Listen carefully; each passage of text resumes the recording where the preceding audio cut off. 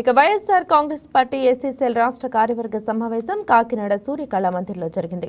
ఈ కార్యక్రమానికి ముఖ్య అతిథులుగా పార్టీ ఎస్సీసీఎల్ రాష్ట్ర అధ్యక్షులు టీజీఆర్ సుధాకర్ బాబు, జిల్లా అధ్యక్షులు దాడిశెట్టి రాజా, ఉత్తరాంధ్ర రీజనల్ కోఆర్డినేటర్ మాజీ మంత్రి కురసాల కన్నబాబు, మాజీ మంత్రులు, ఎంపీలు, ఎమ్మెల్యేలు, రాష్ట్ర వ్యాప్తంగా ఉన్న ఎస్సీసీఎల్ విభాగం నాయకులు పాల్గొన్నారు. వైఎస్ఆర్ కాంగ్రెస్ పార్టీని గ్రామ స్థాయి నుంచి జిల్లా స్థాయి నాయకత్వానికి బలోపేతం చేస్తామని అంటున్న సుధాకర్ బాబుతో మా ఉభయ గోదావరి జిల్లాల regional coordinator Nanaji face to face. Congress party రాష్ట్ర ఎస్సీసీఎల్ విభాగం సంబంధించి రాష్ట్ర కార్యవర్గ సమావేశం జరిగింది.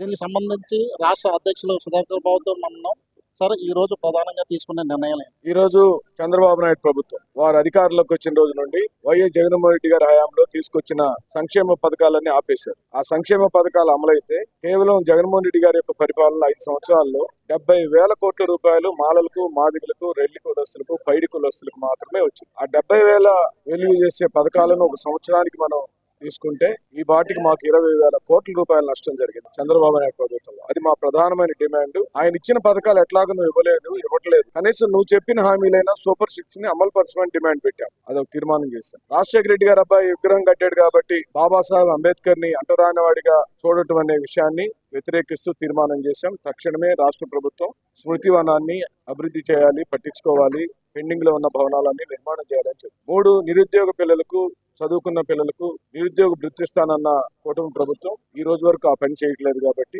మళ్ళీ ఆ నిరుద్యోగుల్లో మా దళిత పిల్లకాయలు ఉంటారు కాబట్టి వాళ్ళకి వెంటనే నిరుద్యోగ వృత్తి బకాయి ఇవ్వమని డిమాండ్ చేస్తాం. అలాగనే ఇప్పటి వరకు అమలు పరచని పథకాల ద్వారా జరిగిన నష్టాన్ని కూడా బకాయి కిందనే మేము చూస్తాం. ఆ బకాయి రేపు ఎన్నికలప్పుడు ఏ తెలుగుదేశం పార్టీ వాళ్ళు ఇచ్చి మమ్మల్ని ఓట్లు అడిగినా మాకు మీరు ఇస్తానన్న పథకాల విషయాలను లెక్కగట్టి ప్రతి ఇంటికి నీకింత బాకీ పడ్డాడు చంద్రబాబు నాయుడు అని చెప్పాలని మాలామాదిపల్లిలో నిర్ణయం తీసుకున్నాం. ఆ తీర్మానం కూడా చేశాం. రాజధాని ప్రాంతంలో దళితులకు ఉన్న అసైన్డ్ భూములను తీసుకున్న తెలుగుదేశం పార్టీ కార్యకర్తలు, మాజీ ఎమ్మెల్యేలు, ప్రస్తుత మంత్రులు 1,00,000కి 2,00,000కి ఎకరం భూములు తీసుకొని 2 కోట్లకు 3 కోట్లకు అమ్ముకున్నారు. భారీగా దోపిడీ జరిగింది. ఆ దోపిడీని వెంటనే వాళ్లకు ఆ అసైన్డ్ భూములను తిరిగి దళితులకు అప్పచెప్పాలి. ప్రభుత్వం తీసుకోవాలనుకుంటే వాళ్ళకి ఆ 2 కోట్ల రూపాయలు చెల్లించి ఇవ్వాలనే డిమాండ్ ని తీర్మానం చేశారు. గత ఎమ్మెల్యేలు వేరే పార్టీలో చేరడంతో అక్కడ ఉన్నటువంటి ఎవరైతే కార్యకర్తలు ఉన్నారో వాళ్ళందరూ సందిగ్ధంలో ఉన్నారో వారికి మీరు నాకైనా, నా కార్యకర్తకైనా, మండల అధ్యక్షుడికైనా, నియోజకవర్గ సమన్వయకర్త కన్నా ఒకటే అండ, అది వైఎస్ జగన్మోహన్ రెడ్డి గారు. జగన్మోహన్ రెడ్డి గారు అండగా ఉన్నాడు అంటే సుధాకర్ బాబు ఆటోమేటిక్ ఉంటున్నట్టే.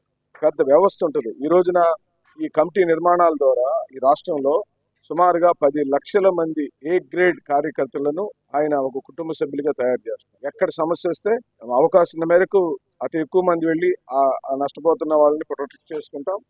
సామాజిక బాధ్యత. Please subscribe to YK TV Network. Please subscribe to YK TV. Please watch YK News. Don't forget to subscribe YK News channel.